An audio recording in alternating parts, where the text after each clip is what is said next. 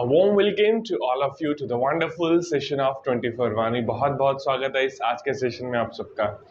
I hope all of you are doing great, सब बहुत बढ़िया होंगे और सब बहुत मजे में होंगे। और तो कंटिन्यू कर रहे हैं हम हमारे चैप्टर को human health and disease. Human health and disease में हमने हमारे प्रीवियस सेशन में about the immune system of body discuss किया कि बॉडी का जो इम्यून सिस्टम है हमारा वो कैसा है, उसमें क्या क्या चीजें हैं, लिम्फोइड टिश्यूज है, सेल्स है, लिम्फ, लिम्फोसाइट्स, स्प्लीन, हमने बहुत सारी चीजों के बारे में बात किया। हमने देखा लिम्फोइड ऑर्गन्स भी दो तरह के होते हैं। प्राइमरी लिम्फोइड ऑर्गन जहां पर लिम्फोसाइट्स मैच्योर होते हैं और वो मैच्योर होने के बाद में चले जाते हैं सेकेंडरी लिम्फोइड ऑर्गन्स के पास में।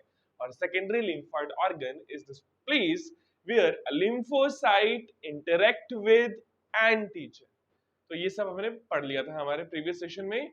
प्राइमरी लिम्फोइड ऑर्गन के example bone marrow and thymus, secondary lymphoid organ के एग्जांपल स्प्लीन, टॉन्सिल्स, स्पीयर patches, lymph node, blah blah, बहुत सारी चीज थी।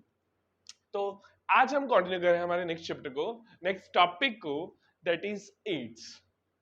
सुना होगा एड्स के बारे में सबने। सबसे पहले तो आपको याद होना चाहिए इसका फुल फॉर्म कि एक्चुअल में एड्स किसके लिए स्टैंड करता है। तो एड्स की फुल फॉर्म लिखते हैं हम acquired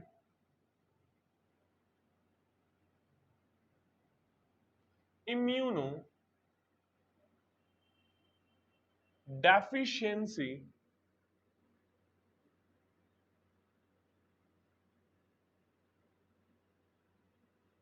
syndrome. Acquired immunodeficiency syndrome. देखो मतलब क्या है इसका। एक्वायर्ड की एक्वायर किया गया इसको अपने लाइफ टाइम में, acquired during life time,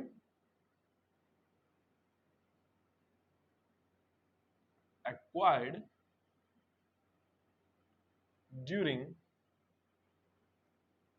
life time, life time में एक्वायर किया, एक्वायर करने से हो गई इम्यूनिटी की कमी, इम्यूनो डेफिशिएंसी हो गई। So immune system gets weak in this particular condition. Immune system gets weak, weaker, immune system कैसा हो गया, वीकर, कमजोर हो गया। एंड सिंड्रोम, सिंड्रोम मतलब होता है कि अ ग्रुप ऑफ सिम्टम्स, एक ऐसी कंडीशन जिसके अंदर बहुत अलग अलग सिम्टम्स नजर आते हैं। ठीक है, तो सिंड्रोम का मतलब हो गया a group of symptoms.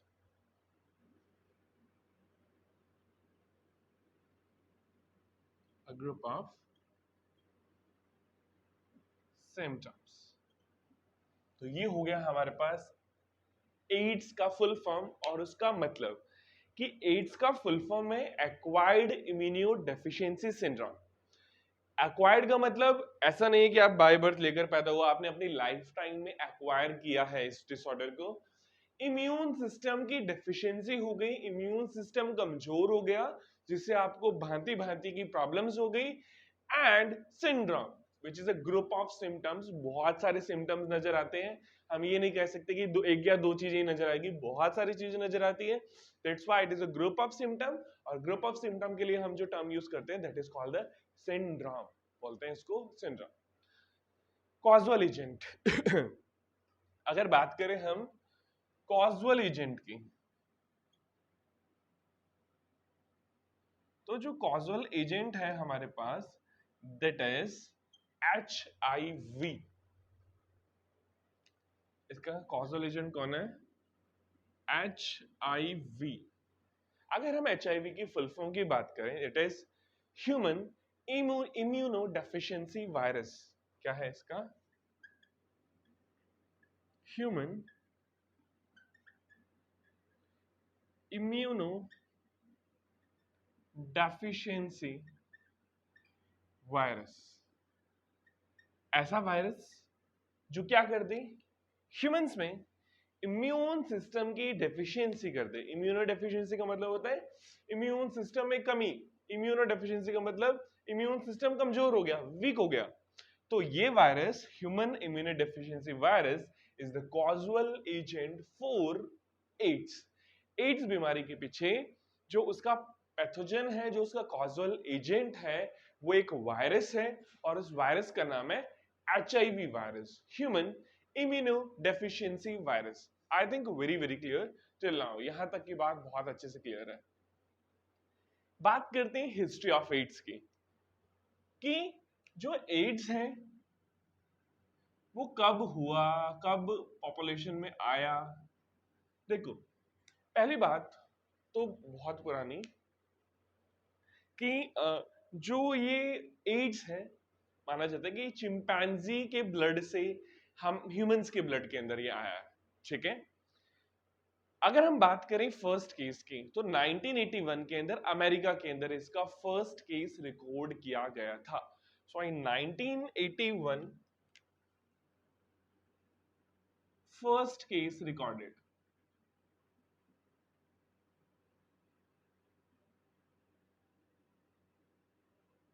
In America. America के अंदर फर्स्ट केस के एड्स का रिकॉर्ड किया गया था 1981 के अंदर। कौन से ईयर के अंदर? 1981 के अंदर। And it is found in homosexual people. कहां पे मिला? Found in homosexual people. Homosexual people कौन होते हैं? जो same we can say that same gender से अट्रैक्ट होते हैं, उनमें पहले मिला ये डिसऑर्डर। तो ऐसा लगा कि क्या पता ये डिसऑर्डर सिर्फ और सिर्फ होमोसेक्सुअल पीपल में ही होता हो, बट 1983 के अंदर पता लगा it can also occur in heterosexual population और पीपल। 1983 के अंदर पता लगा, ठीक है। तो 1983 में पता लगा it can also occur in heterosexuals।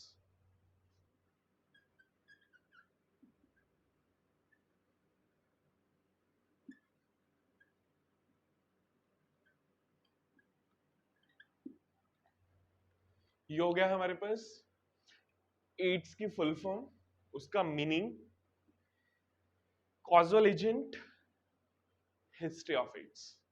Now we are going to discuss about the transmission, कैसे फैलता है, ठीक है। तो फटाफट से इसको आप नोट कीजिए, ठीक है। फिर मैं इसको इरेज करता हूं, and then we are going to discuss about the transmission of AIDS।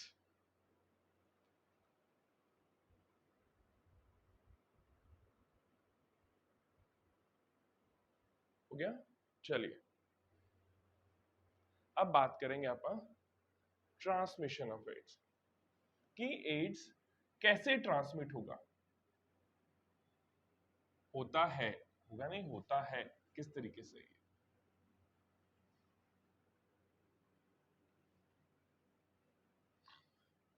आपकी बुक से कि बहुत इंपॉर्टेंट टॉपिक है for the examination point of view, ठीक है। यहां से आपको एक लॉन्ग क्वेश्चन मिल सकता है, यहां से आपको शॉर्ट क्वेश्चंस मिल सकते हैं बहुत सारे एड्स में से, ठीक है। तो ट्रांसमिशन ऑफ HIV के बारे में बात करते हैं।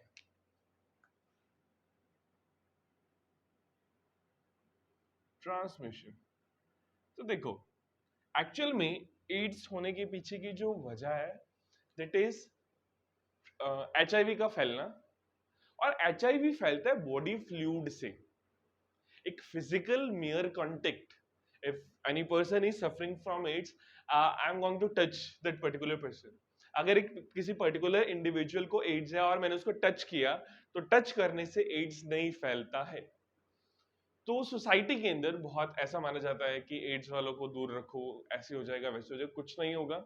उनके साथ फिजिकल कांटेक्ट बनाने से ही ये प्रॉब्लम बढ़ती है और मतलब ये फैलती है, हम ये बात बोल सकते हैं, ठीक है। मियर फिजिकल टच से, ठीक है, कुछ नहीं होता।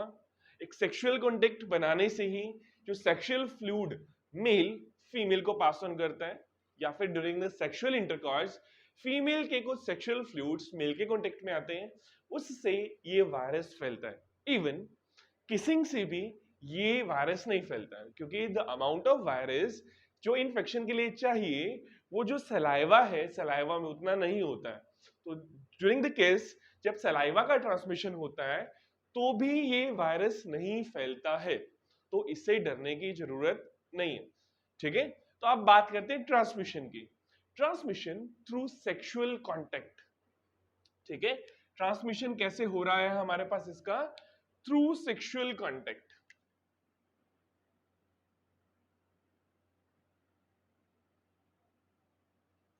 थ्रू सेक्सुअल कांटेक्ट, इसीलिए इसको एसटीडी बोला जाता है, सेक्सुअली ट्रांसमिटेड डिजीज बोला जाता है, क्योंकि जो मेन रीजन है इसका वो सेक्सुअल कांटेक्ट है फैलने का।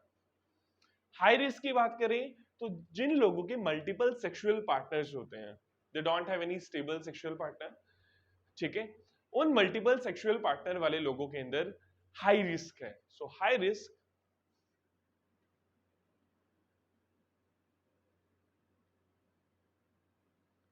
हाई रिस्क इनको है people with multiple sexual partner.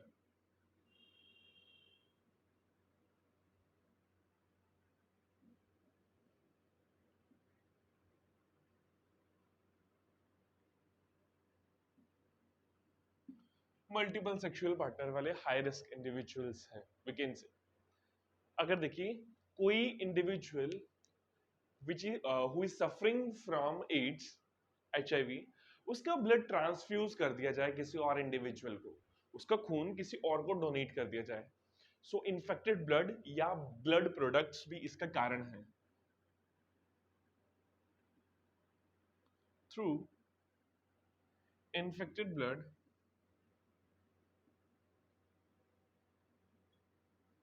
And blood products,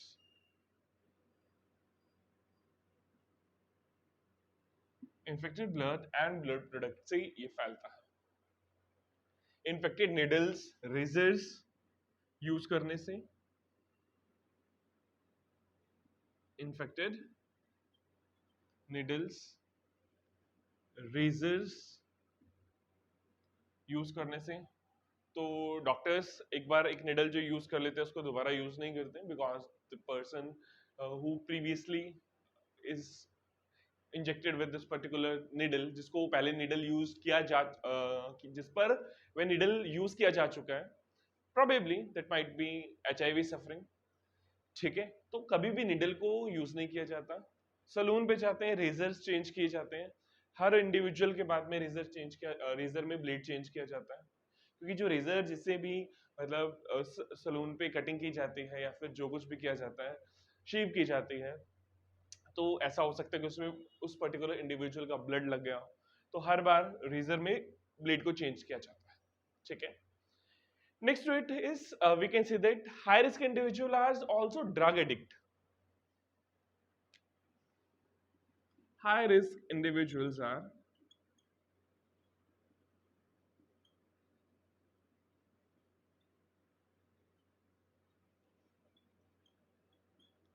drug addict, जो ड्रग्स के लिए एडिक्शन शो कर रहा है, जिनमें ड्रग्स के लिए एडिक्शन है। एडिक्शन बोले तो हम यहाँ वैसे बोल सकते हैं कि जो इंट्रावीनसली ड्रग लेते हैं, ठीक है, मतलब ड्रग लिया उसको वीन में लगा लिया, अब उनको सिर्फ ड्रग लगाने से मतलब है, they don't have any thinking of such कि वो निडल पहले से यूज्ड हो सकता है, वो निडल किसी इन्फेक्टेड पर्सन का हो सकता है, उनको कोई मतलब नहीं है, वो फटाफट से अपना ड्रग ले लेंगे। ठीक है, तो जो ड्रग एडिक्ट पीपल होते हैं उनके अंदर भी ज्यादा चांसेस है इस डिजीज का मिलने के। इन्फेक्टेड मदर टू फीटस, अगर एक मदर इन्फेक्टेड है तो उसके फीटस को, ठीक है, ये डिजीज हो सकती है from infected mother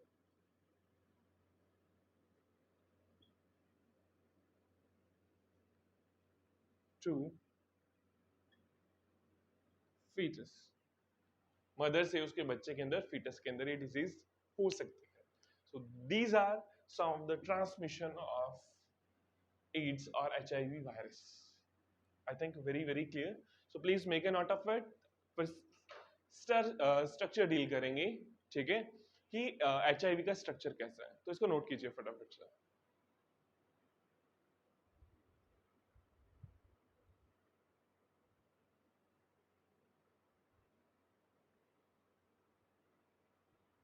I think you are done with it.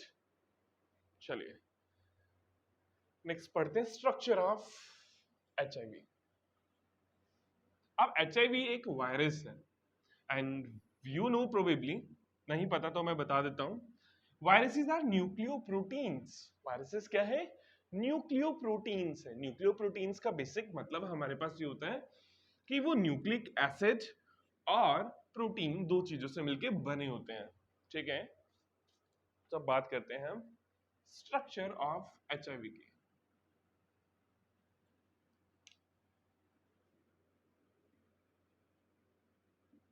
Structure of HIV कि एड्स को फैलाने वाला जो वायरस है उसका स्ट्रक्चर कैसा है, we are going to discuss about that.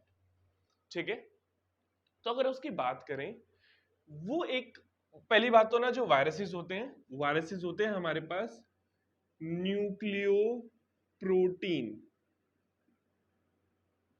कैसे होते हैं? न्यूक्लियो प्रोटीन कि उनमें न्यूक्लिक एसिड मिलता है और उनमें प्रोटीन मिलता है।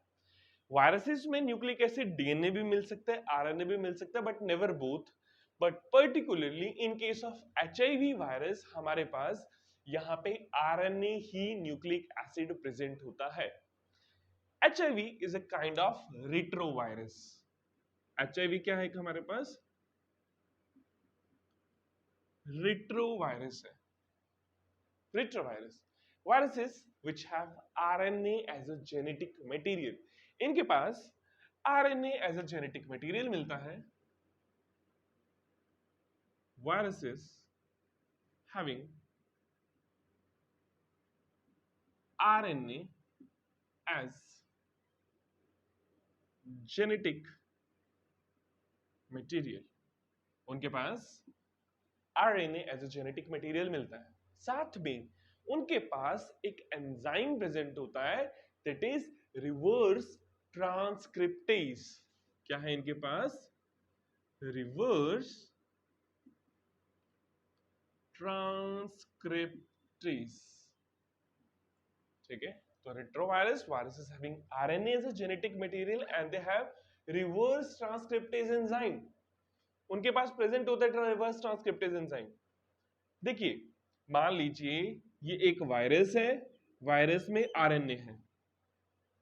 वायरस ने क्या किया? इन्फेक्शन किया एक सेल को, तो ये आरएनए अंदर चला गया, ये आरएनए कन्वर्ट होता है डीएनए में। The DNA is called the cDNA, complementary DNA. अब क्या बना? आरएनए से डीएनए बना। डीएनए से आरएनए बनता है तो we know the process is called transcription. DNA से आरएनए का बनना क्या होता है? Transcription. But the process is reverse, यहां पे प्रोसेस उल्टा चल रहा है, दैट इज रिवर्स ट्रांसक्रिप्शन।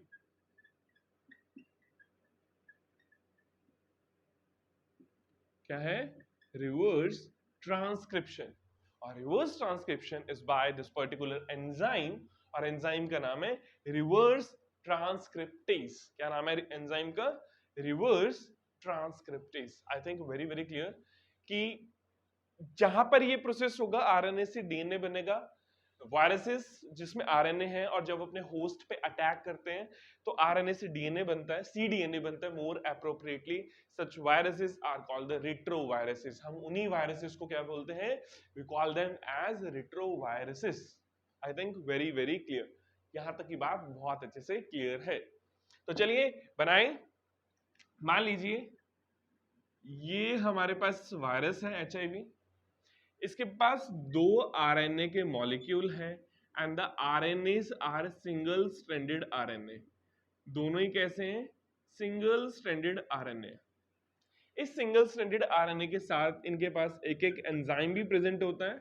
ये जो एंजाइम मैंने डॉट से रिप्रेजेंट किए हैं, it is reverse transcriptase enzyme. जो मैंने डॉट यहां पे बनाया है, ये डॉट किसको रिप्रेजेंट कर रहा है? It represent the reverse transcriptase enzyme. तो इस वायरस के पास खुद का रिवर्स ट्रांसक्रिप्टेज एंजाइम प्रेजेंट होता है। आई थिंक वेरी वेरी क्लियर। अब इनके पास इनका प्रोटीन कोट होगा, इनके पास न्यूक्लिक एसिड तो बना दिया, प्रोटीन कोट में दो प्रोटीन कोट इनके पास प्रेजेंट होते हैं, P24 and P17। Protein coat ये रहा एक प्रोटीन कोट, तो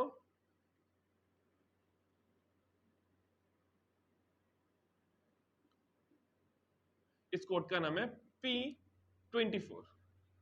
एक और कोड बना देते हैं,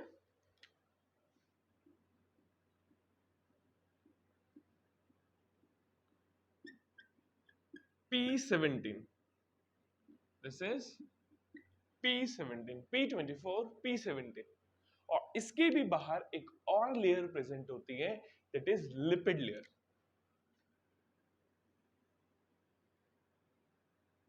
जो एक animal virus during the maturation time acquire करता है, ठीक है, ये है लिपिड की लेयर। और इस लिपिड की लेयर पे कुछ ग्लाइकोप्रोटीन प्रेजेंट होते हैं, ऐसे कुछ ग्लाइकोप्रोटीन्स प्रेजेंट होते हैं, जीपी 120। जीपी मतलब ग्लाइकोप्रोटीन, ग्लाइकोप्रोटीन 120। कुछ ऐसी चीजें, ऐसा स्ट्रक्चर हमारे पास एचआईवी का होता है, ठीक है, कि सबसे पहले हमें पता होना चाहिए इसके अंदर सिंगल स्ट्रैंडेड आरएनए मिलता है। आरएनए के साथ में इसके पास रिवर्स ट्रांसक्रिप्टेज एंजाइम मिलता है। उसके पास दो protein cord P24 and P17, और at the last they have lipid layer, जो ये अपने मैच्योरेशन के टाइम पर एक्वायर करता है। जीपी 120, इसके ऊपर कुछ ग्लाइकोप्रोटीन्स प्रेजेंट है लिपिड की लेयर के ऊपर। ये हो गया हमारे पास structure of HIV. I think very very clear, यहां तक की बात बहुत अच्छे से क्लियर है। Make a note of it, फिर आगे की तरफ चलते हैं। फटाफट नोट कीजिए।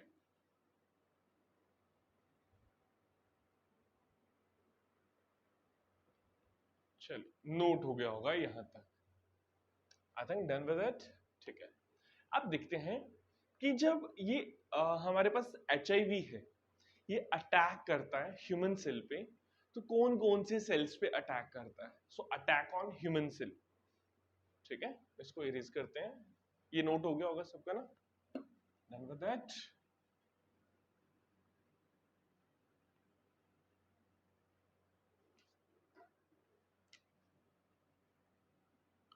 Attack on human cell. Human cell के ऊपर अटैक देखते हैं।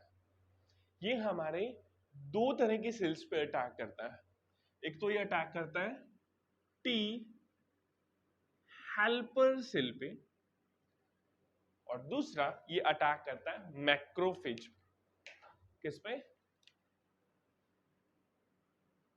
मैक्रोफेज पे। So they attack on T helper cell and macrophage. They attack simultaneously. Simultaneously attack किया जाता है इन दोनों के ऊपर।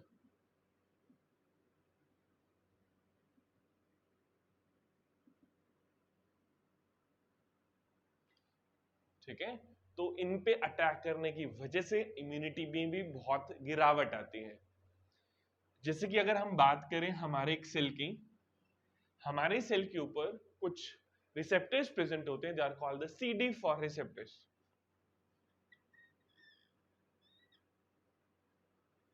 ये हमारा सेल है, और हमारे सेल के ऊपर ये रिसेप्टर प्रेजेंट है CD4 रिसेप्टर्स। जब एक एचआईवी वायरस आएगा,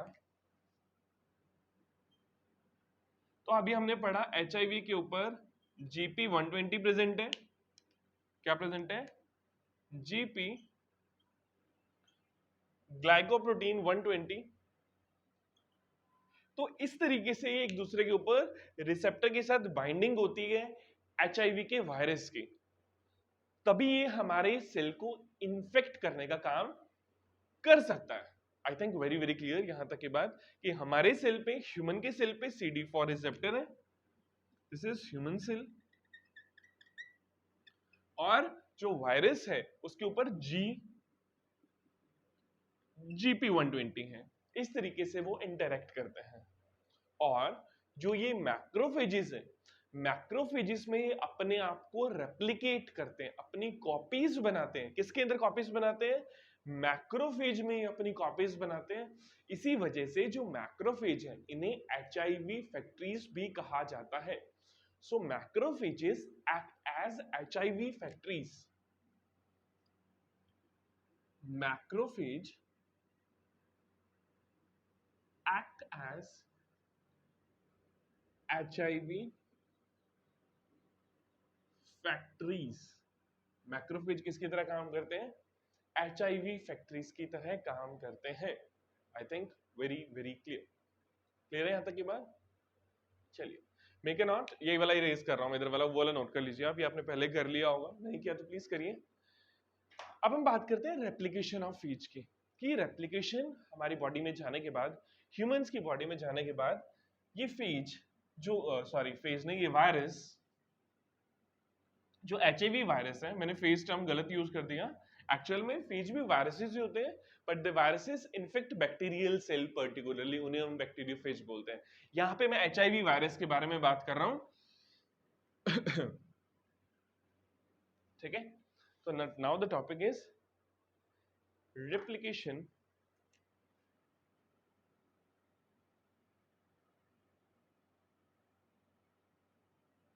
of retrovirus।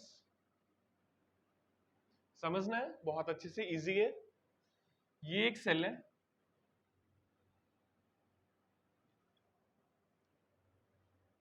ठीक है, ये एक सेल है हमारे पास, ये इस सेल पे आया एक HIV वायरस। अब देखो, वी नो इसके अंदर RNA का मॉलिक्यूल होता है, इसके अंदर रिवर्स ट्रांसक्रिप्टेज एंजाइम होता है। ये RNA का मॉलिक्यूल एंटर करता है सेल में, this is a human cell, ये ह्यूमन सेल है।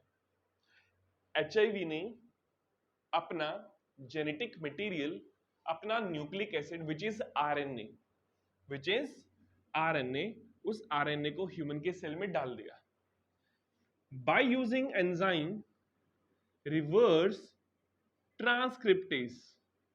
कौन सा एंजाइम यूज कर आप फुल फॉर्म में लिखिएगा इसको, ठीक है, यहां पे थोड़ी मेरे पास जगह कम है। By using enzyme reverse transcriptase, वो बनाएगा DNA and that particular DNA is called the cDNA, complementary DNA। इसी वजह से तो ये रेट्रोवायरस है। ये cDNA क्या करेगा, अब जो न्यूक्लियस है उस न्यूक्लियस में चला जाएगा, और वो cDNA, मान लो ये cDNA था, ये cDNA आके हो गया इनकॉर्पोरेट हमारे DNA के साथ में। अब क्या होगा, हमारे DNA तो अपनी प्रॉपर्टी शो करेगा।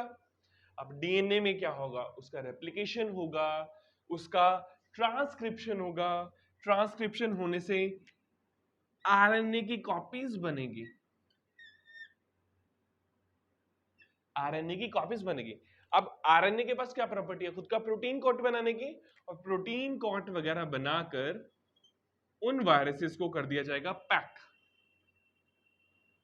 और ये पैक्ड वायरसेस यहां से एस्केप होना स्टार्ट हो जाएंगे।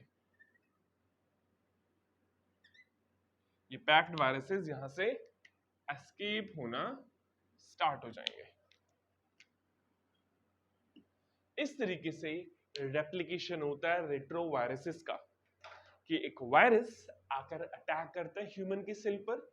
जब वो अटैक करता है आकर ह्यूमन के सेल पर, तो अपना जो RNA है उसको इंजेक्ट करवा देता है ह्यूमन के सेल में। RNA by using reverse transcriptase enzyme, RNA DNA में कन्वर्ट होता है। The DNA is called the cDNA और कॉम्प्लीमेंट्री DNA। वो cDNA जाकर इनकॉर्पोरेट हो जाता है with in the nucleus. Nucleus में वो कॉपीज बनाता है, बहुत सारी कॉपीज बनती है RNA की, वो कॉपीज पैक्ड अप हो जाती है और वो वायरस वहां से मैच्योर होकर रिलीज हो जाता है। So this is the replication of retrovirus, कि रेट्रोवायरस किस तरीके से रेप्लिकेट करते हैं। Make a note of it, इसको ड्रॉ कीजिए फटाफट, आगे चलते हैं।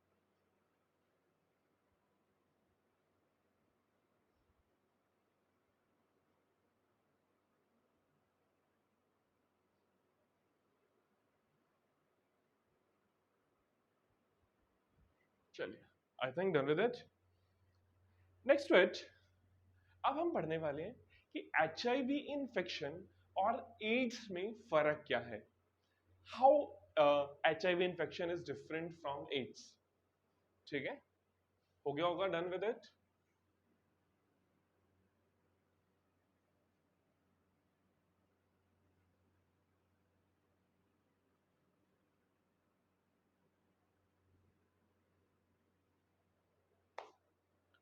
HIV इन्फेक्शन एंड एड्स, इनमें देखते हैं क्या फर्क है। अब हमें पता है कि HIV सबसे पहले बॉडी में जाएगा, सबसे पहले HIV इन्फेक्शन होगा। क्या होगा? सबसे पहले HIV इन्फेक्शन होगा। HIV के इन्फेक्शन होने से क्या होगा? हमारी बॉडी के अंदर किल कर दिया जाएगा हेल्पर टी सेल्स को। सेकेंड नंबर पे क्या होगा? HIV जाके किल कर देगा हेल्पर टी सेल या टी हेल्पर सेल, जो बोलना चाहो बोल देना। हेल्पर टी सेल्स को किल कर दिया जाएगा। अब हमारी बॉडी के हेल्पर टी सेल नहीं है, हमारी बॉडी, ह्यूमंस की बॉडी की इम्यूनिटी डिक्रीज हो जाएंगे। तो थर्ड नंबर पे क्या हो जाएगा हमारे पास? Immunity decreases.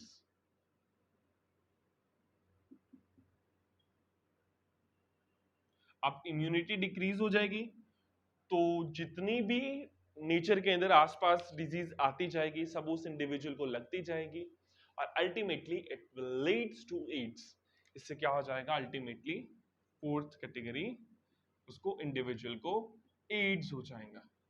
Acquired immunodeficiency syndrome, immune system की डेफिशिएंसी की वजह से बहुत सारी डिजीज लग जाएंगी उसको। उसके आसपास अगर कॉमन कोल्ड आएगा तो उसको कॉमन कोल्ड हो जाएगा, निमोनिया आएगा तो उसे निमोनिया हो जाएगा, जॉन्डिस, मतलब ब्ला ब्ला ब्ला, जितने भी बीमारियां उसके आसपास हैं, क्या उसकी बॉडी टॉलरेट नहीं कर पा रही है किसी भी चीज को, तो वो सब कुछ उसको डिजीज हो जाएगी।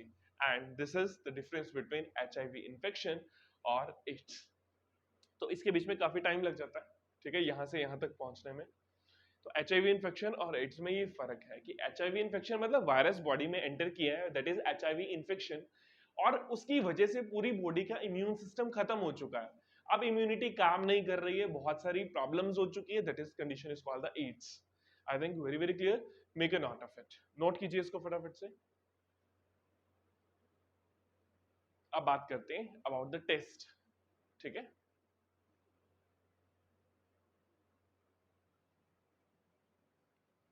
तो कौन सा टेस्ट किया जाता है?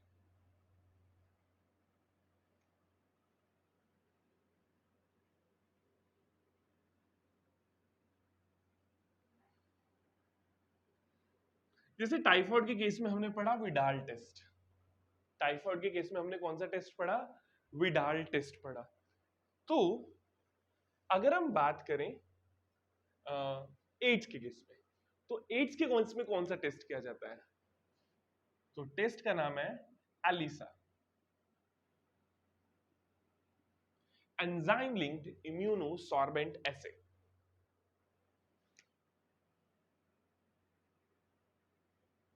एंजाइम लिंक्ड इम्यूनोसॉर्बेंट एसे, ये टेस्ट है जो एड्स के लिए यूज किया जाता है। It is based on antigen antibody interaction, based on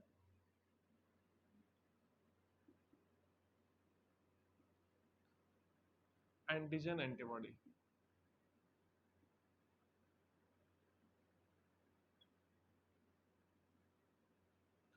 वैसे आपको ये बात याद रखने की जरूरत भी नहीं है, बस इतना याद रखो कि एंजाइम लिंक्ड इम्यूनोसॉर्बेंट एसे अलीसा, बस, ठीक है। कि एड्स को चेक टेस्ट करने के लिए कौन सा टेस्ट किया जाता है? एड्स को चेक करने के लिए एलिसा किया जाता है। आपको इसकी फुल फॉर्म याद होनी चाहिए, एंजाइम लिंक्ड इम्यूनोसॉर्बेंट एसे। चलें, टेस्ट हो गया, अब बात करते हैं ट्रीटमेंट की।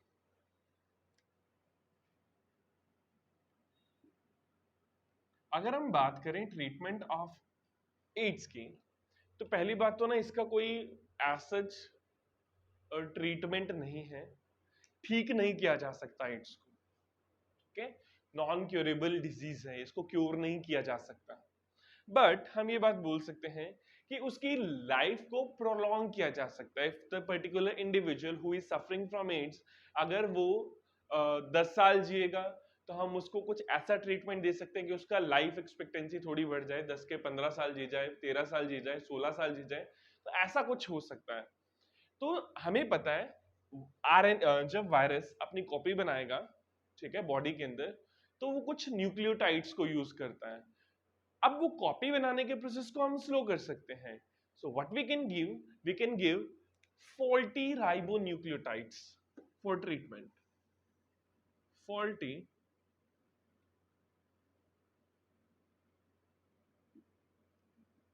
राइबोन्यूक्लियोटाइड्स, तो हम क्या दे सकते हैं उनको?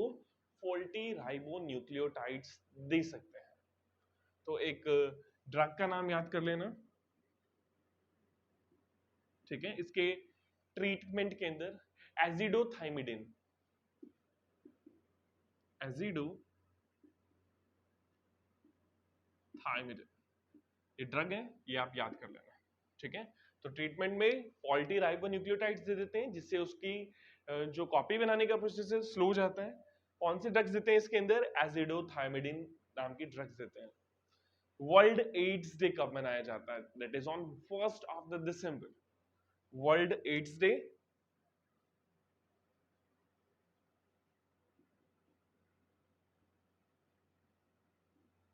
1st दिसंबर को मनाया जाता है।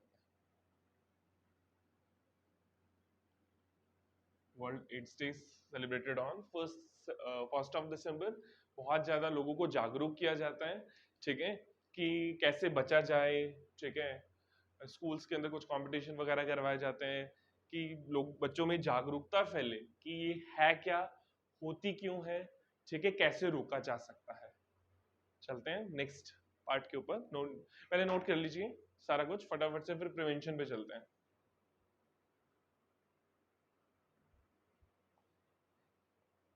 चलिए, नोट हो गया होगा। अब बात करते हैं प्रिवेंशन की। तो प्रिवेंशन में बहुत सारी ऑर्गेनाइजेशंस हैं, एनजीओज हैं, जो इसमें लगे हुए हैं इस प्रोसेस के अंदर, ताकि प्रिवेंट किया जा सके। तो प्रिवेंशन की अगर हम बात करें, प्रिवेंशन के अंदर कुछ गवर्नमेंट ऑर्गेनाइजेशन है। गवर्नमेंट ऑर्गेनाइजेशन में हमारे पास नैको नाम से एक ऑर्गेनाइजेशन है, national AIDS control organisation. National AIDS control organisation जो कि एक गवर्नमेंट ऑर्गेनाइजेशन है, जो एड्स को कंट्रोल करने में लगे हुए हैं। फुल फॉर्म याद करनी है आपने, नेशनल एड्स कंट्रोल ऑर्गेनाइजेशन, नेको जिसको कहा जाता है। दूसरा, इसकी अगर बात करें हम, बहुत कुछ नॉन गवर्नमेंटल ऑर्गेनाइजेशंस भी हैं, एनजीओज हैं, जो इस पर्टिकुलर प्रोसेस के अंदर लगे हुए हैं। इसके साथ साथ लोगों को एजुकेट किया जा सकता है, ठीक है, education of people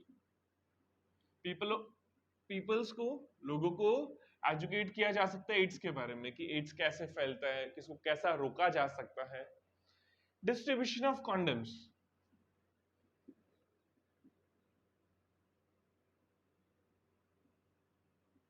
so safe sex के लिए डिस्ट्रीब्यूशन ऑफ कॉन्डम्स किया जा सकता है, ताकि सेक्सुअल फ्लूइड कांटेक्ट में ना आए, और नहीं आएगा तो डिजीज नहीं फैलेगी। फ्री टेस्टिंग की जा सकती है,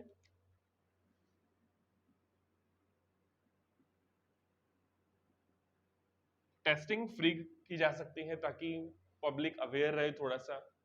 next is controlling drug abuse, drug को भी कंट्रोल में लाना चाहिए।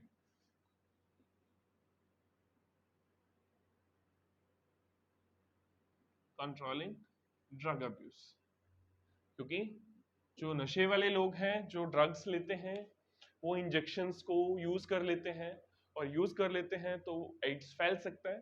तो ड्रग अब्यूज को रोकना चाहिए। तो this is all about the AIDS जो आज हमने पढ़ा। तो आज हमने, let me summarize the thing, इसको नोट कर लीजिए फटाफट से। Let me summarize the things. तो आज हमने पढ़ा AIDS, acquired immunodeficiency syndrome, जो कि HIV से होती है। HIV human immunodeficiency virus है। First case recorded in America 1981 in the homosexual people. 1983 में पता लगा कि वो हेट्रोसेक्सुअल पीपल में भी होती है। Transmission through sexual route, high risk people with the multiple sexual partner, infected blood and blood products, infected needles and razors. High risk people are drug abuse or drug addicts and from infected mother to fetus. Virus के पास RNA as genetic material है, उसके पास reverse transcriptase enzyme है, ठीक है, nucleoprotein है। Next to it, ये attack करते हैं टी हेल्पर सेल्स पे, मैक्रोफेजेस के ऊपर। टेस्ट अलीसा किया जाता है। एचआईवी इन्फेक्शन में और एड्स में फर्क क्या है? एचआईवी का वायरस बॉडी में गया, एचआईवी इन्फेक्शन, इम्यून सिस्टम कमजोर हो गया, बहुत सारी डिजीज हो गई, दैट इज एड्स।